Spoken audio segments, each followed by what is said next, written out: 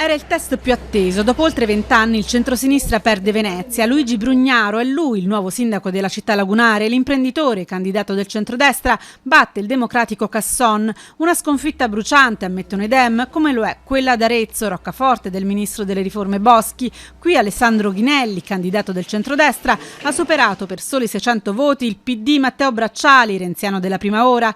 In Veneto e Toscana il centrodestra vince tutti i ballottaggi ed esulta per la battuta d'arresto del PD. In una tornata elettorale che certifica il crollo dell'affluenza alle urne, ha votato meno di un elettore su due, il 47%, con un meno 16% rispetto al primo turno. Non solo Venezia e Arezzo, i democratici perdono anche Matera, dove il sindaco uscente viene sconfitto dal candidato del centrodestra De Ruggeri, e perdono anche Fermo e Nuoro, dove diventano primi cittadini candidati di due liste civiche. Qualche buona notizia per il PD arriva dalla Lombardia, dove il centrosinistra espugna Mantova e si riconferma a Lecco, e dalla Puglia. A Mantova il nuovo primo cittadino è Mattia Palazzi, a Lecco vince Virginio Brivio, passa al centrosinistra anche Trani, dove Amedeo Bottaro batte il candidato del centrodestra Florio, a Macerata poi la riconferma del sindaco uscente di centrosinistra Romano Carancini.